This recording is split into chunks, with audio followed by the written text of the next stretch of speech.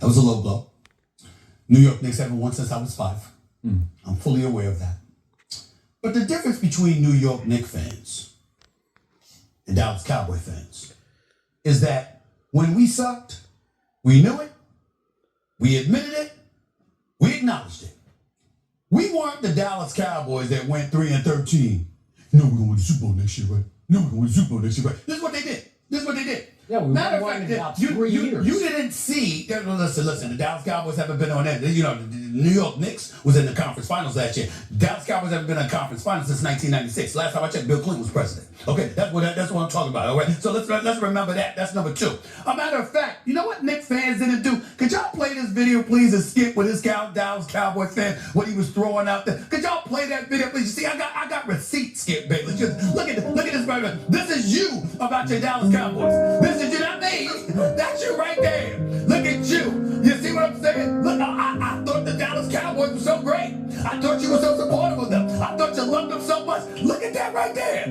Does that look like a Cowboy fan to you that's happy?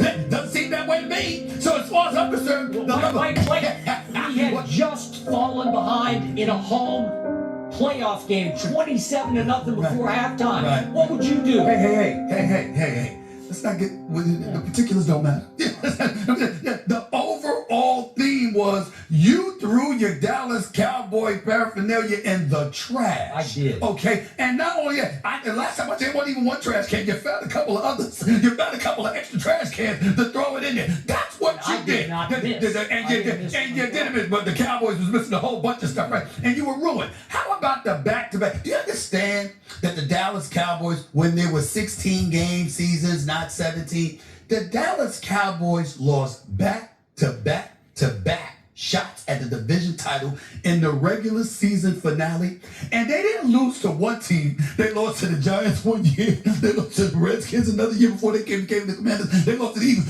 All 3 teams within the division beat them back-to-back years, while Jerry Jones still kept your man Jason Garrett as the head coach. This is the kind of stuff that the Dallas Cowboys have done. So all I'm trying to say to you is this: you can talk about rather being a Dallas Cowboy fan all you want to. I don't mind that. It's in a great state of Texas, no state income taxes. It's in a great city like Dallas, strong fan base, no doubt. Obviously, it's worth about $13 billion. I get it. The Flash, the cheerleaders, certainly nothing to complain about there. You got all of this stuff going on. But in the end, I'm dealing in the present. The last 30 years, the Cowboys have been as bad as my New York Knicks. Here is the difference. We admit it. We are not delusional. Y'all are. And right now, we're talking about, listen, they talking about how Dallas improved because the defense has obviously been improved in the offseason. Jerry Jones is really focused on that, right? But this guy, Christian Parker, your new defensive coordinator, he's never been a defensive coordinator before. So you got a rookie. You're doing all of this, but you got a rookie defensive coordinator. And then you got George Pickens, who your franchise tag at $27.3 million.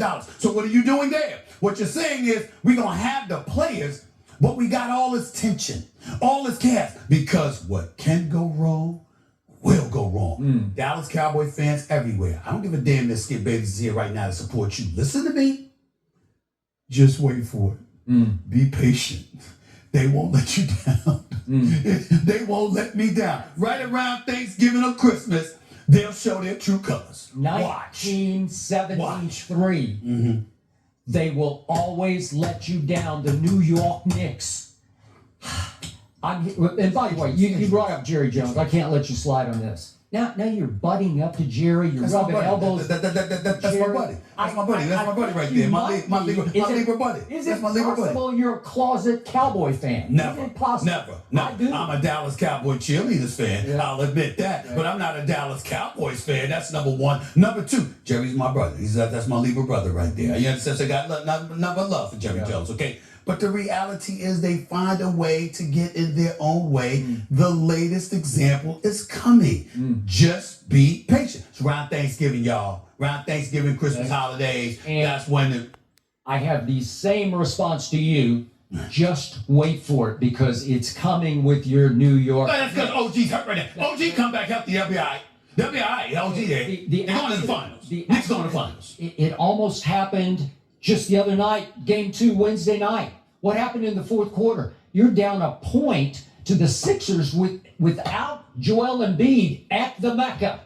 And what had the Sixers done through 3 quarters? They'd made 12 of 24 threes. And what did they do happened in the fourth quarter?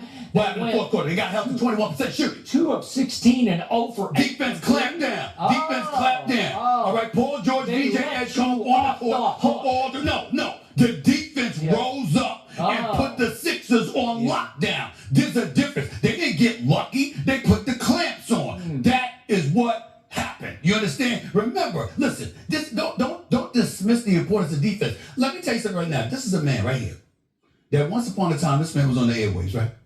And we were going at it over Tiago Splitter.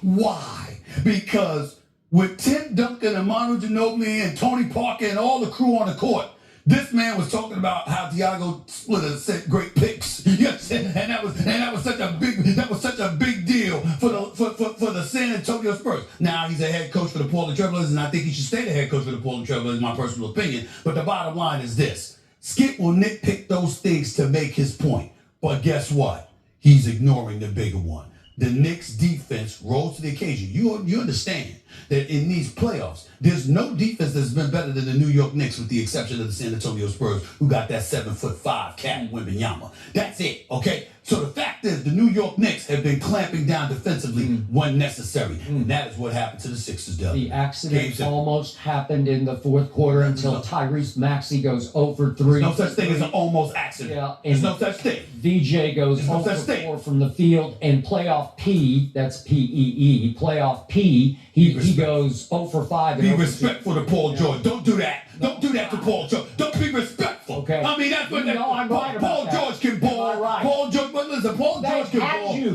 They had you. The accident was happening. It's like, here, we're an accident. Take us. Well, the only problem is this year, I actually feel like the Knicks are on their way. Could we say the same about the Cowboys? Now, as a reminder, it's been 10 years since they debated the Cowboys. They haven't made it past the divisional round, and there have been no Super Bowl appearances. Not to take your side, but something tells me we'll come back to this.